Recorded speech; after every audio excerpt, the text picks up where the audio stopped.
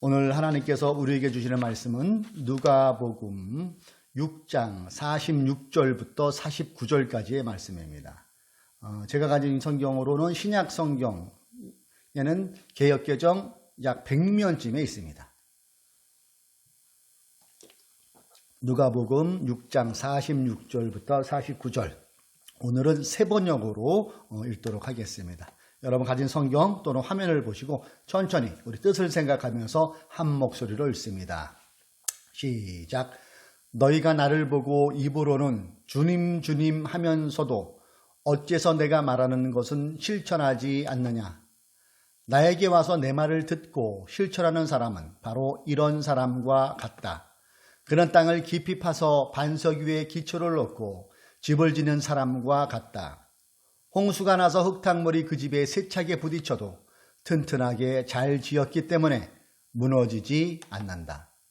그러나 내 말을 듣고도 실천하지 않는 사람은 기초 없이 맨 땅에 집을 짓는 사람과 같다. 홍수가 밀어닥치면 그런 집은 곧 무너져 크게 파멸되고 만다. 본문을 근거로 하여서 일상 스톱, 신앙 리폼, 이러한 제목으로 하나님의 말씀을 나눕니다. 코로나 바이러스 19가 사회적 거리두기를 사람들에게 실천하게 그렇게 만들어가고 있는 요즘인 것 같습니다. 사회적 거리두기. 그렇게 되니까 사람들의 일상은 지금 이렇게 잠깐 멈춤, 잠깐 스톱, 그렇게 놓여있는 상태가 요즘의 상태입니다. 우리 교회처럼 지금 많은 교회들이 몇 주째 예배를 온라인으로 드리고 있는 형편입니다. 그래서 모여서 드리는 예배가 이 교회도 잠시 스톱입니다. 이와 더불어 누군지 모르지만은 어느 누군가의 개인의 일자리도 습도된 사람들이 있을 것입니다. 6.25 한국전쟁 때 이승만 대통령이 국가의 위기 속에서 이런 말을 하면서 국민의 적극적인 협조를 바랬다고 합니다. 아마 기억나실 거예요. 국민 여러분, 뭉치면 살고 흩어지면 죽습니다. 그런데 지금은 그게 반대인 것 같아요. 국민 여러분, 뭉치면 죽고 흩어지면 삽니다. 이렇게 돼버렸어요. 그래서 우리 국민 모두가 힘겨운 멈춤의 시간, 스톱의 시간을 지금 우리는 보내고 있습니다.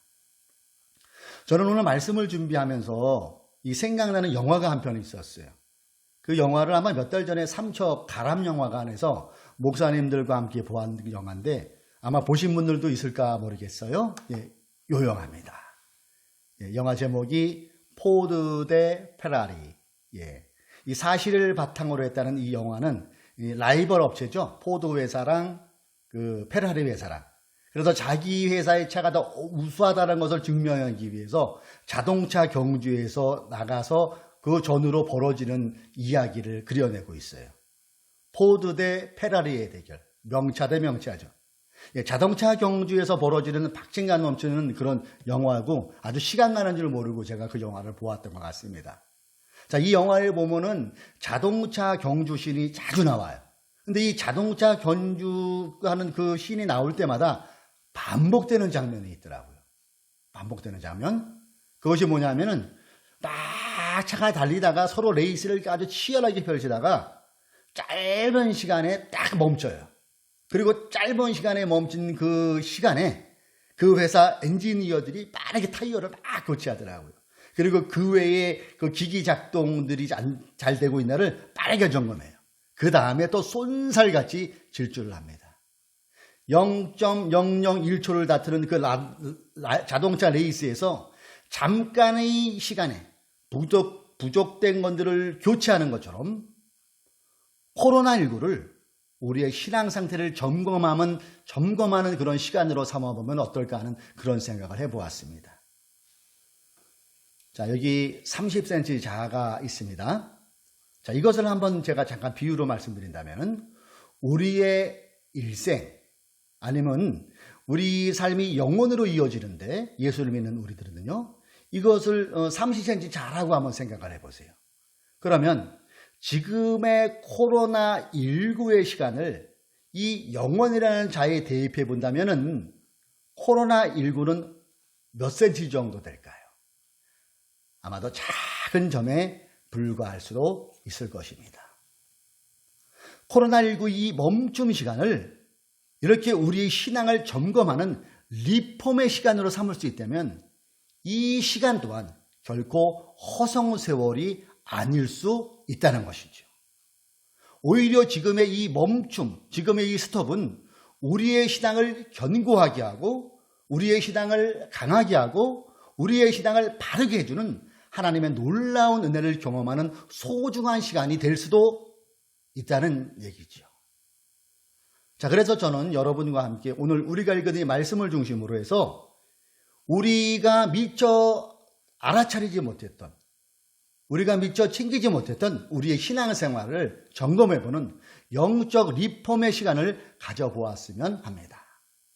여러분 리폼이라는 말 아시죠? 옷 새로 이렇게 할 때도 리폼, 이런 가구도 새로 때 리폼한다고 그러잖아요. 그래서 한자 용어로는 이것을 혁신이라고도 하죠. 낡거나 오래된 물건을 새롭게 고치는 것, 그것을 리폼이라고 해요. 그리고 이 리폼이란 용어는 우리 개신교의 종교개혁에서도 이렇게 쓰여지는 신학으로 자리 잡은 사상을 가리킬 때도 이 리폼이란 용어를 쓰기도 합니다. 자, 오늘 본문의 배경은 이렇습니다. 예수님께서 사역하실 때 늘 곁에서 딴지리를 걸었던 사람이 바리새인이고 종교 지도자였어요. 그때 사람들은 이 종교 지도자된 바리새인들을 아주 믿음이 좋은 사람으로 그렇게 여겼던 것 같아요.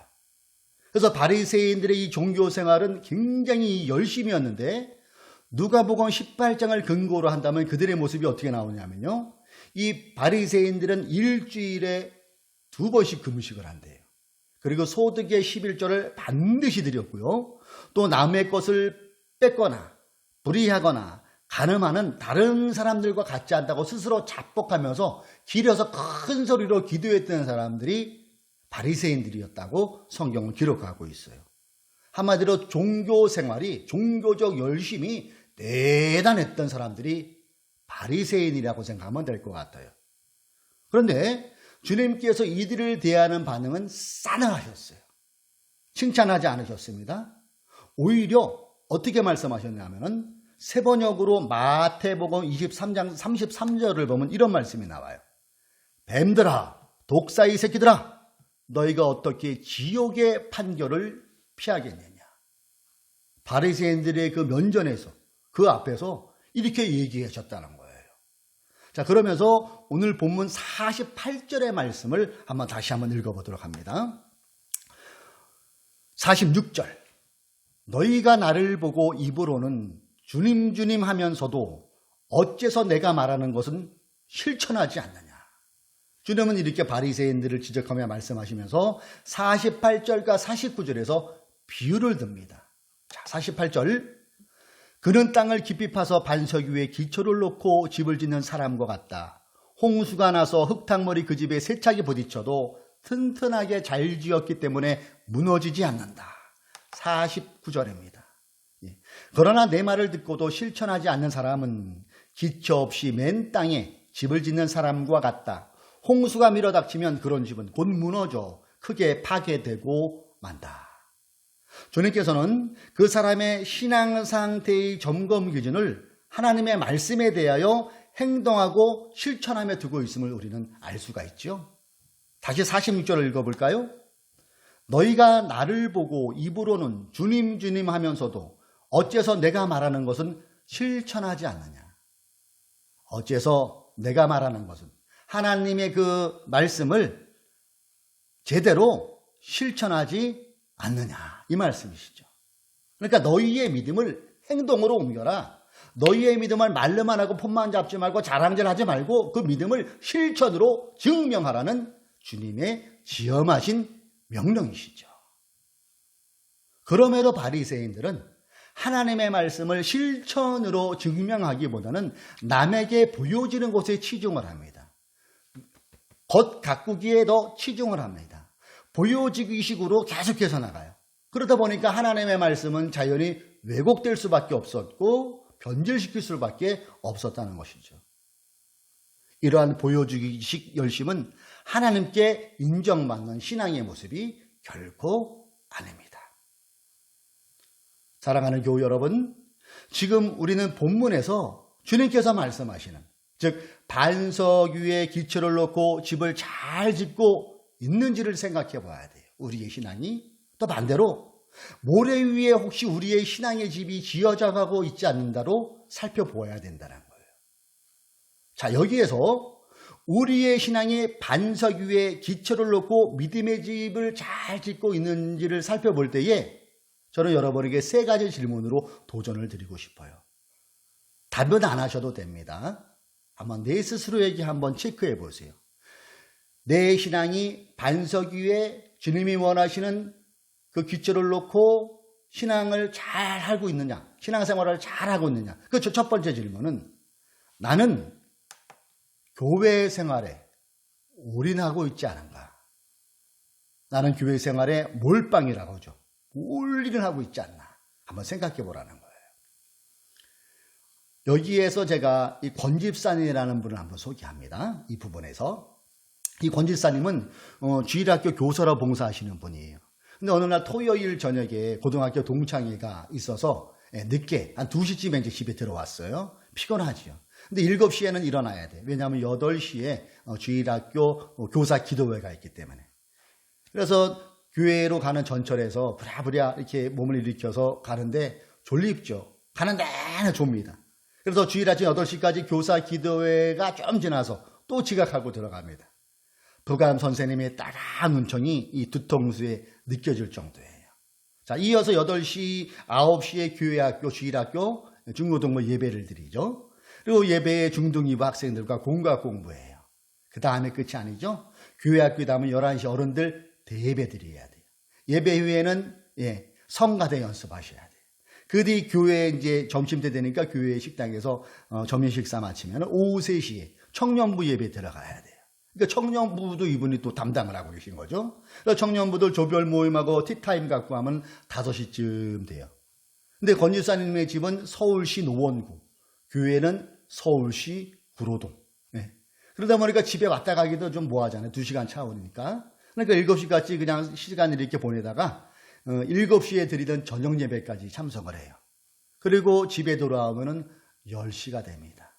이게 주일날이 그 권 집사님의 일상이에요. 소위 주일날이 축일날이 되는 거예요. 그러니까 월요일에 일찍 일터로 출근할 때는 몸이 피곤하죠. 그 피곤함으로 월요일을 시작하니까 회사의 업무가 벅찰 수밖에 없어요.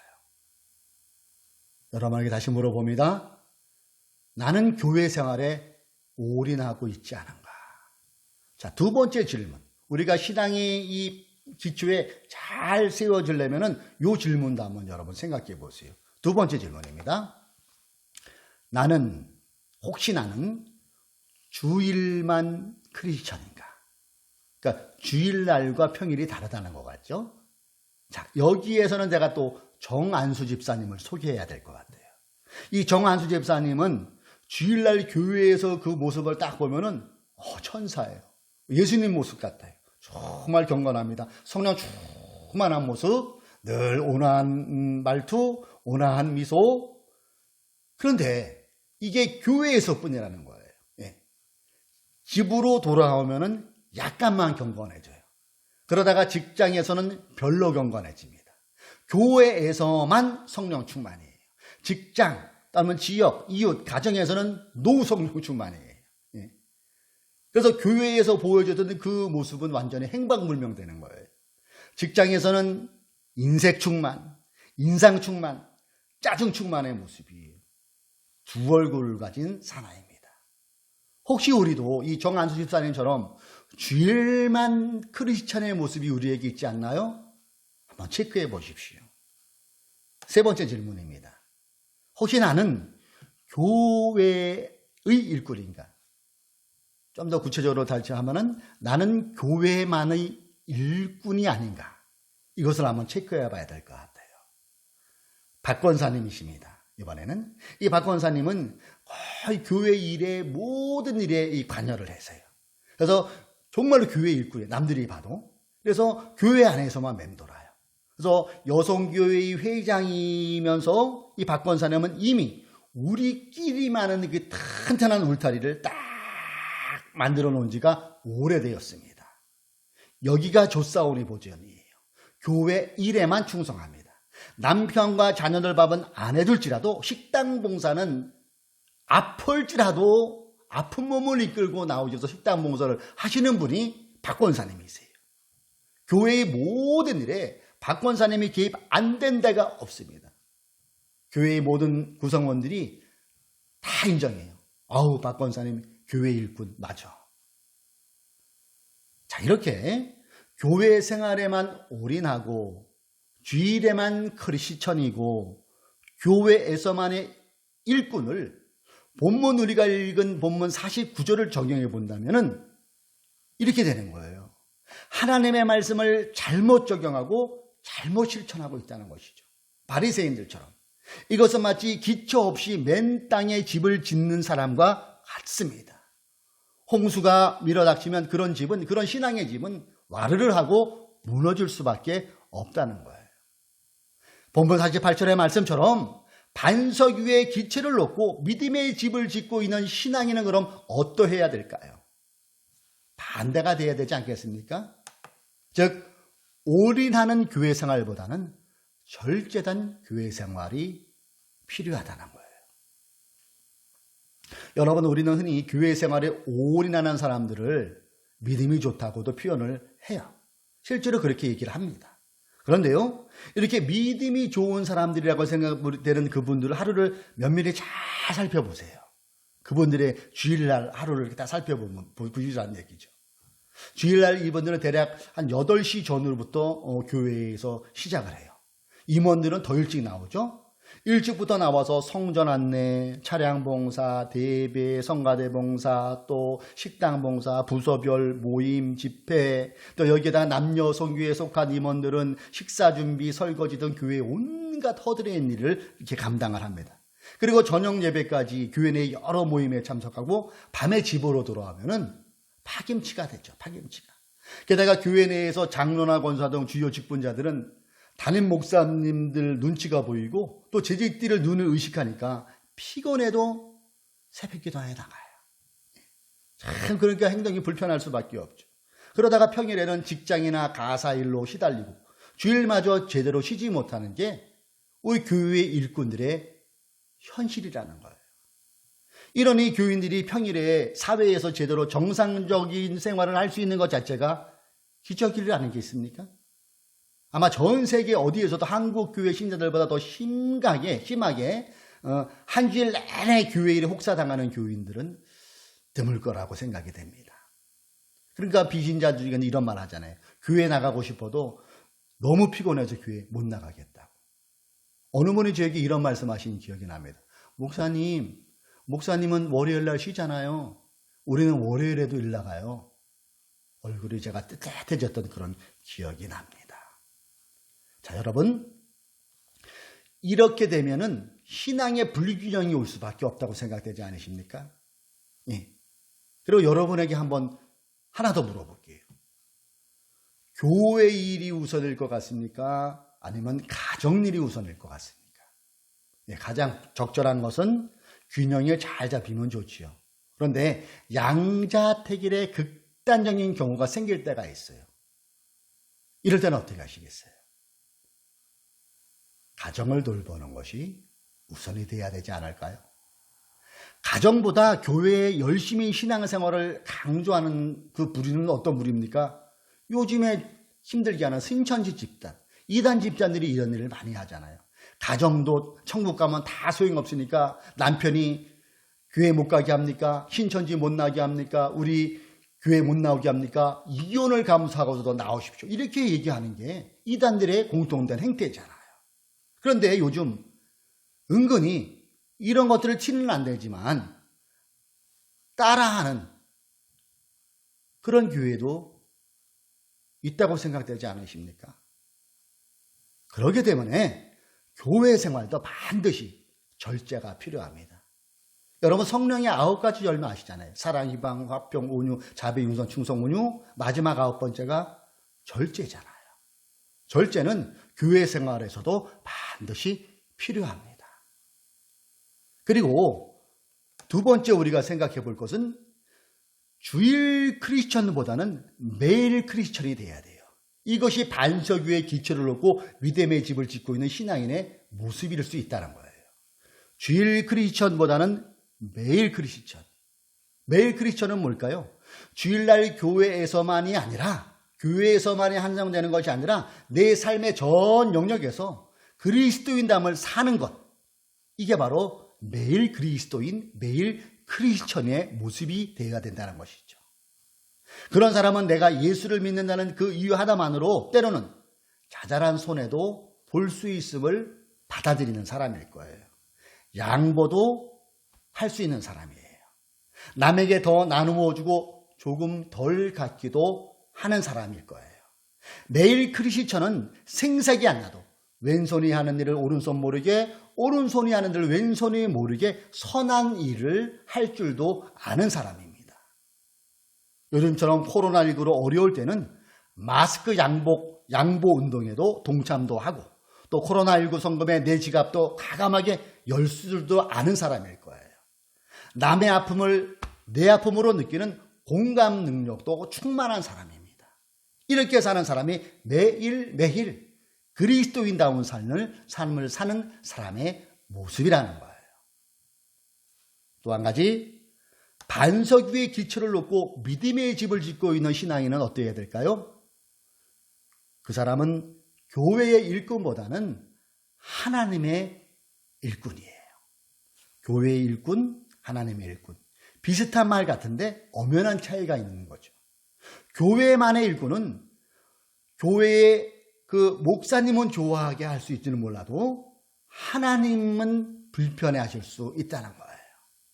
우리 하나님은 교회의 일꾼을 원하시는 것이 아니라 하나님의 일꾼을 원하십니다. 하나님의 일꾼은 교회 일 못지않게 회사 일도 열심히 해요. 교회 일 열심히 합니까? 회사 일도 열심히 해요. 교회 일 열심히 합니까? 그러면 회사에서 땡땡이 안 칩니다. 가정 일도 열심히 합니다. 특별히 하나님의 일꾼은 예수 안 믿는 사람과도 친하게 지낼 수 있어야 돼요.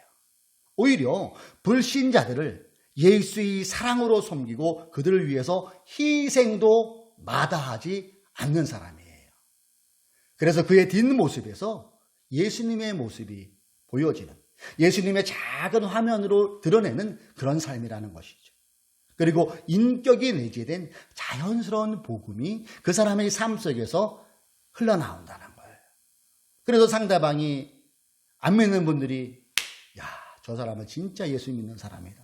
나도 저 사람 가는 교회 다녀봐야지. 저 사람 다니는 교회는 뭔가 달라. 진짜 예수 믿는 사람이야. 이런 소리를 듣게 한다는 거예요. 이것이 하나님의 일꾼입니다. 바로 이러한 모습이 선교적 성도의 삶이라는 것이죠.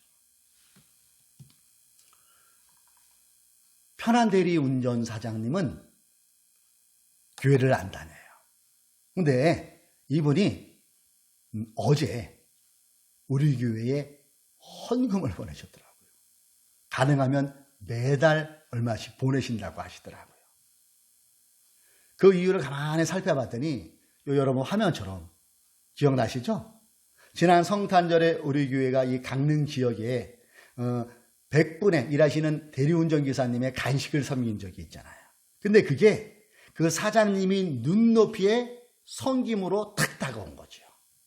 그리고 또 설날에 떡국을 좀 나누어 드렸어요. 그러다가 일전에 제가 나온 방송도 보게 되셨어요. 자, 이분의 눈으로 보자면, 안 믿는 사람의 눈으로 보자면 그분의 표현을 말하면 진짜 교회를 봤다는 거예요. 하나님께 감사했습니다. 그리고 편안대리 운전 사장님에게도 감사의 문자를 보냈습니다. 오늘날 한국교회가 너무 성장, 너무 대형화 이런 것들을 추구하다 보니까 신자가 세상 속에서 구별된 삶을 실천하는 하나의 미랄이 되는 게 힘든 것 같아요.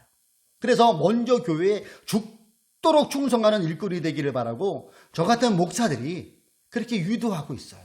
그 결과는 뭡니까? 하나님의 일꾼보다는 교회의 일꾼을 너무 많이 배출해야 된 거예요.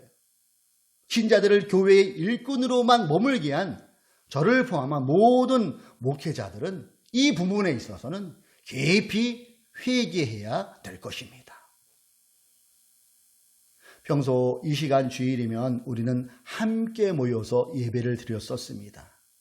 저도 이렇게 유튜브로 예배 드리는 게 익숙하지 않아요. 사실 좀 어색합니다. 그러니까 매일 모여서 이렇게 드리는 게 이게 당연했는데, 지금 우리는 서로 떨어져서 유튜브 영상으로 이렇게 예배를 드리고 있잖아요. 그러니까 평소의 당연함이 소중함으로 되어버렸어요. 평소에는 느끼지 못하는 그 함께 모여 예배 드리는 것이 얼마나 소중하다는 것을 느끼는 지금입니다. 여러분 이런 말 들어보셨죠?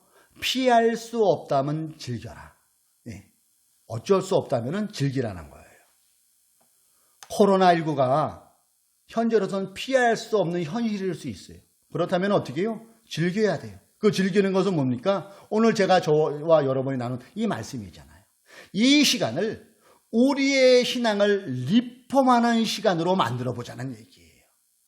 그래서 올이라는 교회 생활에서 절제된 교회 생활로 리폼합시다. 주일날 크리스천보다는 매일 크리스천으로 리폼해 봅시다.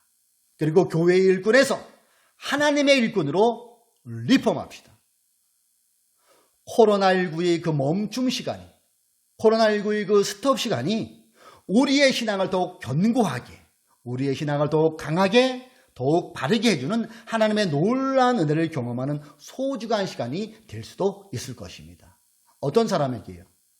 오늘 이 말씀을 생각하며 반석의 기초를 잘 놓는 것, 즉 절제된 교회 생활로, 또 매일 크리스천으로, 또 하나님의 일꾼으로 우리가 리폼을 할 때에 이 코로나의 이 기간이 오히려 우리의 신앙을 단단하게 해줄 수 있다는 얘기지요. 사랑하는 교우 여러분, 절제로 매일 그리스도인의 삶을 삶으로 하나님의 일꾼으로 리폼합시다. 그러므로 코로나19가 다 지나고 우리가 다시 모였을 때는 더욱더 건강한 신앙인의 모습으로 함께 만나서 하나님을 예비하고 하나님의 영광을 드러내는 그런 저와 여러분 되기를 주님의 이름으로 축복합니다. 기도하시겠습니다. 하나님 아버지, 감사와 영광을 이 시간 또 드립니다. 오늘은 본문의 말씀을 근거로 하여서 말씀을 나누었습니다. 바라기는 지금은 코로나19로 힘든 시간입니다. 그러나 이 힘든 시간을 우리가 영적으로도 바라볼 수 있게 하여서 신앙에 리폼할 수 있는 그런 시간이 될 수 있도록 주님 은혜를 베풀어 주옵소서. 그러므로 이제 올한 교회 생활에서 절제된 교회 생활로 주일날만 크리스천이 아니라 매일 크리스천으로, 또 교회의 일꾼이 아니라 하나님의 일꾼으로 리폼될 수 있는 우리들의 신앙이 되게 하여 주옵소서. 그러므로 하나님의 은혜 가운데 코로나19가 이제는 멈출 날이 멀지 않았을진데 함께 모여 예배하는 그 날에는 우리의 신앙이 더욱더 견고하여지고 더욱더 강하여지고 더욱더 바르게 서서 하나님의 살아계심을 증거하는, 하나님께 영광 돌리는 저희들의 삶이 되게 하여 주옵소서. 한 주간도 저희들 살아갑니다. 우리의 힘으로는 한계가 있습니다. 도우시는 성령님께서 우리의 학업 가운데, 우리의 또 생계 가운데, 우리의 가정 가운데 함께하여 주옵소서. 6월절 어린 양의 피가 이스라엘 백성들의 자인방 문설주에 발라졌을 때 어둠의 영이 물러간 것처럼 주님 우리를 지켜주시고 우리 강릉시를 지켜주시고 대한민국을 지켜주옵소서. 한 주간도 우리의 삶이 더욱더 주님 안에서 리폼하는 그런 삶을 살아갈 수 있도록 인도하여 줄 줄로 믿사오며 우리를 구원하여 주신 예수님의 이름으로 기도드립니다. 아멘. 자, 우리 시간 결단의 찬양하겠습니다. 우리가 결단의 찬양, 오늘 어떤 결단을 해야 될까요? 우리가 놓치기 쉬웠던 우리의 일상에서 그러한 것들을 오늘 말씀 그 속에서 우리가 리폼함으로 더욱더 하나님의 자녀들에게 살아가게 되는 그 결심을 하고 한 주간을 살아가는 우리가 되었으면 좋겠습니다.